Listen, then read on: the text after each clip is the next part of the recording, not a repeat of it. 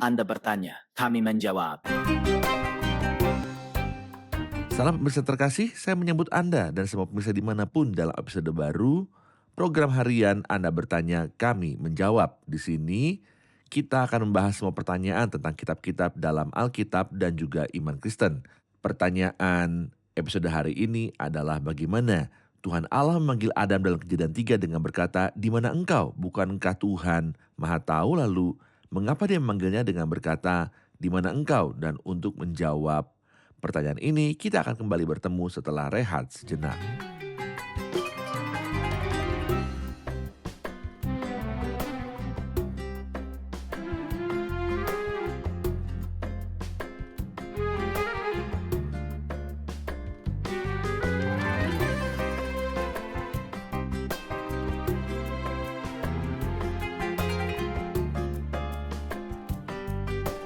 Selamat datang. Tentu saja ada yang berhenti sejenak pada pertanyaan yang diajukan Tuhan Allah kepada Adam di Taman Eden. Adam, di manakah engkau? Tapi Tuhan Allah memanggil manusia itu dan berfirman kepadanya, "Di manakah engkau?" Dan mereka berkata, "Bukankah Tuhan Maha Tahu? Apakah Tuhan yang Maha Tahu dan Maha Bijaksana perlu mencari Adam?" Ketika Adam bersembunyi di balik pohon, seolah Tuhan tidak dapat melihatnya. Sebenarnya ini bukan arti dari frase ini. Jauh dari Tuhan untuk tidak mengetahui apapun atau tidak melihat apapun karena Tuhan Maha Tahu. Alkitab menggambarkan Allah jauh melampaui batasan, bebas dari kekurangan pengetahuan. Allah Maha Tahu dan juga Maha Hadir, hadir di mana-mana. Adakah hal dalam Alkitab yang menunjukkan bahwa Allah itu adalah Maha Tahu? Cukuplah jika kita membaca Mazmur pasal 139.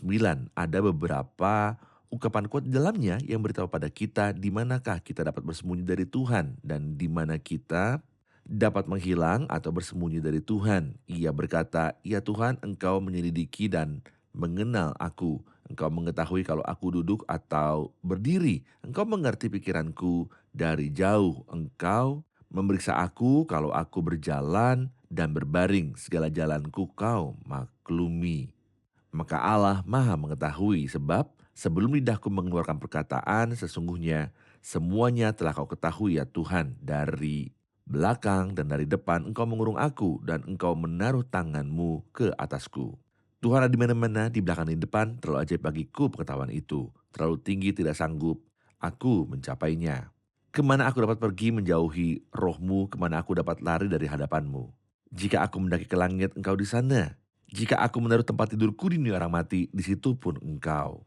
Jika aku terbang dengan sayap fajar dan membuat kediaman di ujung laut, juga di sana tanganmu menuntun aku dan tangan kananmu memegang aku. Jika aku berkata, biarlah kegelapan saja melingkupi aku, mungkin kegelapan dapat menyembunyikan diri wajahmu dan kau takkan melihatku malah dan terang sekelilingku menjadi malam, maka kegelapan pun tidak menghilangkan bagimu dan malah menjadi terang seperti siang. Kegelapan sama seperti terang. Semua kata ini menyatakan bahwa Tuhan Maha Tahu, Tuhan melihat segalanya, Tuhan mengetahui segalanya. Jadi apa arti frasa di mana engkau? Apakah itu berarti Tuhan tidak tahu di mana Adam berada sehingga ia bertanya di mana Adam dan mencarinya? Nyatanya tidak. Kata di mana berakar dari bahasa Ibrani. Kata Ibrani ayekah dapat melihat dua arti. Yang pertama adalah di mana engkau dan arti kedua adalah apa kabar.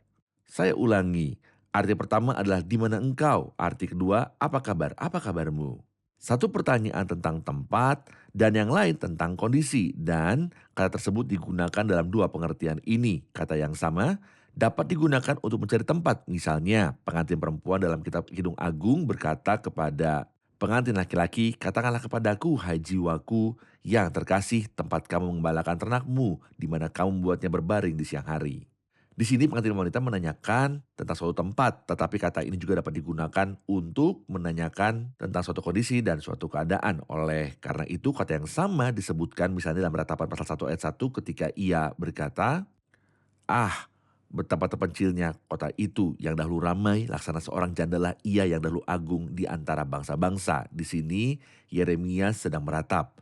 Dan ketika meratap, ia tidak mengatakan di mana, tapi ia mengatakan bagaimana. Ia menggunakan kata yang sama yang diterjemahkan menjadi di mana.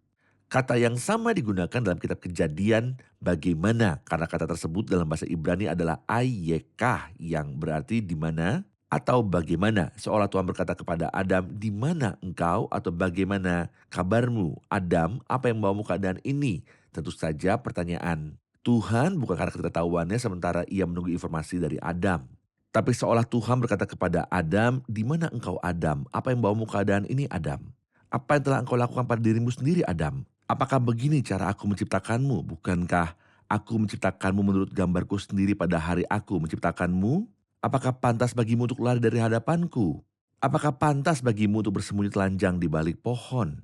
Apakah pantas bagimu untuk takut, untuk gentar kepadaku dan takut mendekatiku dan berkata, "Aku mendengar suaramu di taman dan aku takut karena aku telanjang dan aku bersembunyi"? Maka makna firman Tuhan, "Di manakah engkau?" dapat dipahami dalam dua arti. Ia bertanya tentang tempat, bukan karena kurangnya pengetahuan, melainkan ingin menggali pengakuan dari Adam agar ia menjawab, "Aku berada di tempat kejatuhanku membawaku." Yang bertanya tentang kondisi, "Di manakah engkau, Adam, dibandingkan dengan gambar yang kau ciptakan?" Ya, dosa telah menjauhkanmu dari hadiratku dan disinilah engkau bersembunyi dari terang hadiratku. Pesan terkasih, jika Anda ingin baca Kejadian 3 untuk mengkritik Alkitab, Anda sedang memasang perangkap baru bagi Anda sendiri. Jika Anda baca firman Tuhan kepada Adam untuk menantang keaslian Alkitab, Anda sedang melukai diri sendiri dengan batu dan melakukan sesuatu yang buruk terhadap diri Anda sendiri. Tetapi ketika Anda membaca Kejadian 3 dan melihat bahwa Tuhan berkata kepada Adam, "Di manakah engkau?" Renungkanlah pertanyaan ini di hati Anda. Tuhan juga bertanya